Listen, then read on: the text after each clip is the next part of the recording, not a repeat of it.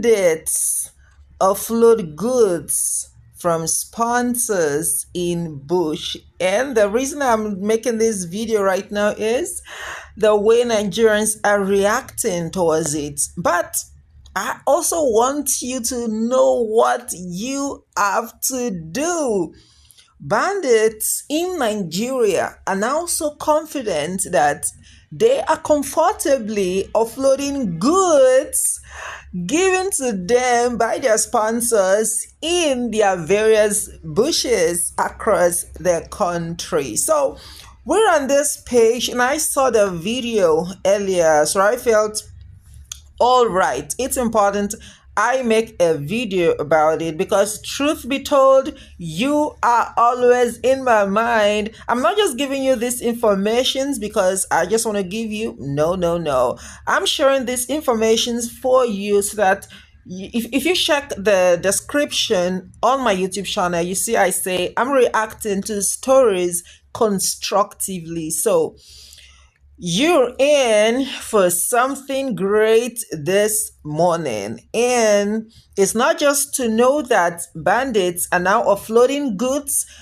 given to them by their sponsors in bush, signaling that they have freedom, signaling that this situation in the country might not end any soon. It's not just signaling all those things, but there is something you have to do. So let's quickly watch the video. Bandits offload goods from sponsors in bush.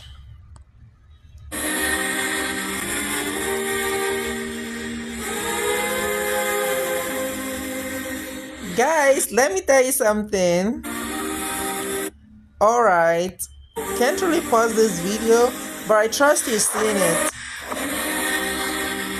It's a short video. The guy that posted it said, "May God help us." They posted the video themselves on TikTok. So the video was originally posted on TikTok before this guy is reposting it on Instagram. So he said, "May God help us." So this is the current reality in Nigeria today. Now look at the goods. Are you seeing them? Can see them. So the goods. What does this tell you? I just want to know, what does this tell you? Look, there are a lot of things we can see from this. A lot of things. It shows that like someone that's afraid cannot really do this. You get it? So this shows there is boldness. This shows there is support. This shows there is assurance. Like, no, you don't have to be afraid. No, don't be disturbed. Now we day. You know those things now. Now we really day in charge. You don't have to get worried. But let's quickly check the comments and see what people are saying. This video means only one thing, which is it is not ending anytime soon. For bandits to be offloading goods in the bush is likely from their sponsors, because how can they really have access to these things? It's certainly from their sponsors. So this guy is saying that if there is one thing we can pick from that video, it is that this banditry activities in the country is not going to end any soon. Oh, here's what this one is saying. If na boys with laptop, then for don't track that TikTok post, but as na men where they run forest trade, they don't know them location. Oh, this is really so heartbreaking, because I'm trying to put myself in his shoes right now and trying to grasp what he's saying. It's really odd, He's trying to talk about these Yahoo boys, how EFCC always goes after them, catch them, just by their comments on social media pages, but here bandits are posting videos of themselves, offloading goods from their sponsors in bush on TikTok, and they cannot be tracked. It's really so heartbreaking. I understand what he's feeling, but let's go to the next comment. Oh, why wasn't Kanu jailed? Why these people are given preferential treatment? Oh, that's really heartbreaking. This other person is saying, leave Nigeria by all means and pray for Nigeria at your new destination. This is a never ending cycle. Well, I think someone has a point. You just have to think, try as much as you can to leave the country, and then wherever you relocate to, you can be praying for Nigeria from that place. I think that's also a good suggestion. But should everybody leave the country, say doctors and others? What will be of Nigeria? What will be of fate of the average people? So I don't really think that's a good idea, because if all the valuable people leave Nigeria, all the professionals, they leave Nigeria, all the people who are considered very, very, whose services are vital for the growth of the country, what will happen to others? For your own sake, come out to vote in 2027 will be one of the biggest risks going to take in your life. These people go, oh my gosh, like this man is saying something, like he's saying 2027 going out to vote will be very risky. Does it really make sense? Does it really make sense? Because whew, well, time will tell. And our soldiers, now, here's what another person is saying, and our soldiers are being maltreated. How does this work? Soon our soldiers go feel say anthem be winning team and decide to go join them. Oh, don't really understand what he's talking about, but I think I got a line. And our soldiers are being maltreated. Oh, this is so heartbreaking. We just hoping things get better. So let's go to the next comment. No nation can claim to be free when its children are buried under the shadows of fear. Terrorism is the loudest confession of a failed leadership, a declaration that those who swore to protect life now hide behind silence and excuses. I stand here today not as a lawyer, not as an activist, but as a father who refuses to watch another family mourn. We must rise, not tomorrow, not when it's convenient, but now. For every life stolen, for every village shattered, for every dream scattered in the dust, we owe our nation the courage to confront those who trade in blood. Oh, yes, these are so powerful, inspirational words from Chief Gani Fawahimi, Northern Nigeria, sometime in 2007. So, this is an account from a history lover just sharing that. Now, here's what this person is saying. Obviously, our government are the sponsors. No, I wouldn't want to accept that. I think that comment should be deleted. Imagine the kind of special treatment they're giving bandits in Nigeria, and our soldiers are being treated anyhow. Oh, so let's go down. Let's see. What are people saying about bandits offloading goods from sponsors in bush? It's really so weird. These people are the real VIP in this country. Like, come on, this guy must be joking. But what do you expect somebody to say? Bandits are now the real VIPs in this country, because take a look at it now. These are people that have killed more lives than they can ever feed.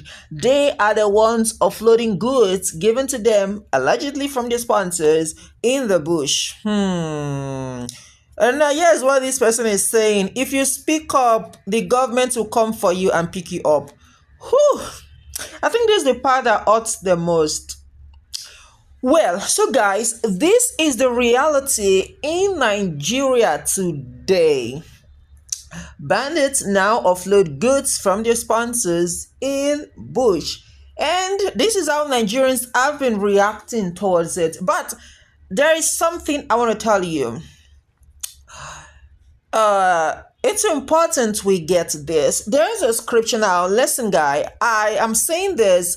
I'm not saying for Christians or for Muslims or for anybody. So long as you're in Nigeria, so long as you're a Nigerian, I want to share this scripture with you. It's really so important because the collateral damages are just enormous. You understand? And it doesn't select. There is nothing like, yeah, we just have to punish these people. We just have to punish that. No, this destruction, this pains and sorrows.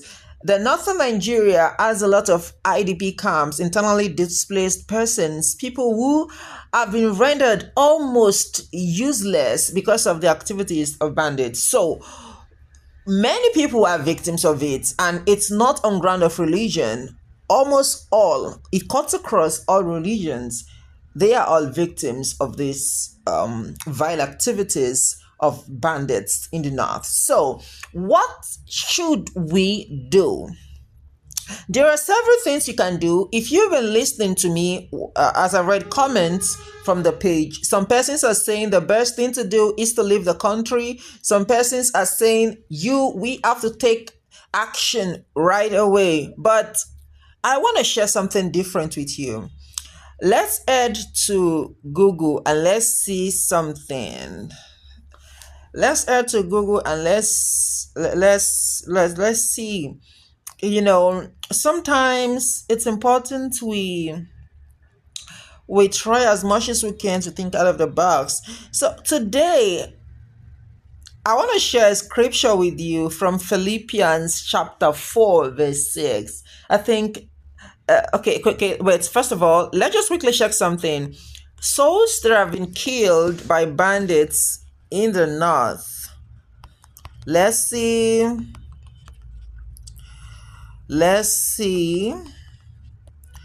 Number of persons. Okay. By these their activities.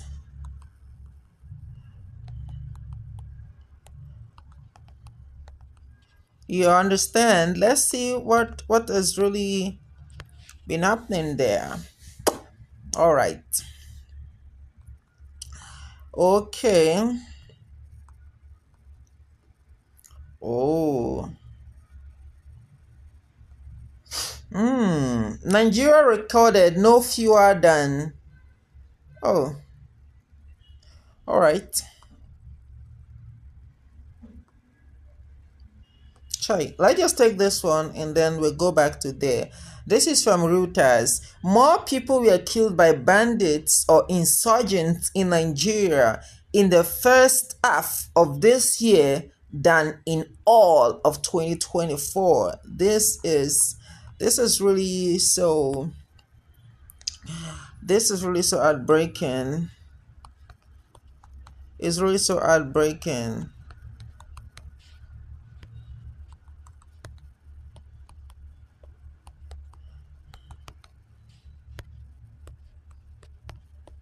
This is really so heartbreaking. The destruction is really so strong.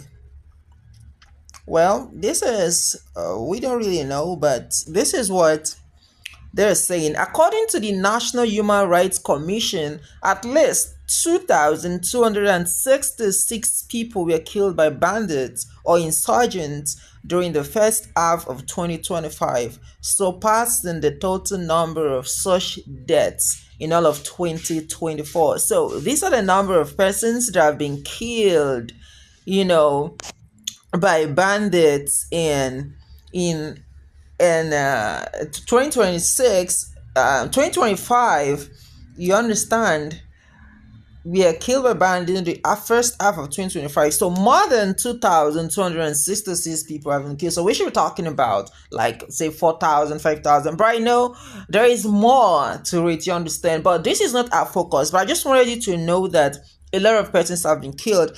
Our focus is on, let's look at this Philippians 4:6.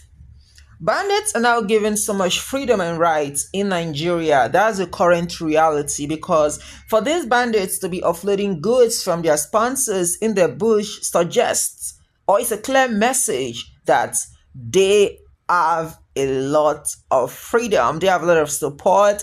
they are not afraid. And a lot of persons in the comments have said that this tells only one thing: banditry is not ending, it's not coming to an end any soon in Nigeria. So what should you do? Now let's look at Philippians chapter 4 verse 6. It reads, it says, "Be anxious for nothing, but in everything by prayer and supplication with thanksgiving let your requests be made known to God." So I think we should mark this, the first phrase, be anxious for nothing.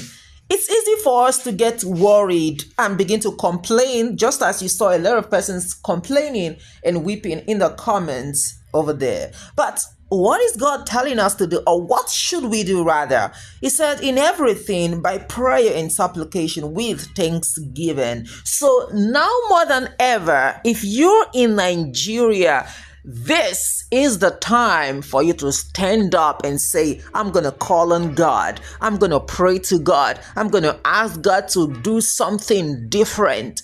Even if you remember, there's that popular quote: if you cannot save your country, save your state. If you cannot save your state, save your local government. If you cannot save your local government, save your community. If you cannot save your community, save your compound. If you cannot save your compound, save your family. And let me tell you one thing again: if you cannot save your family, save yourself.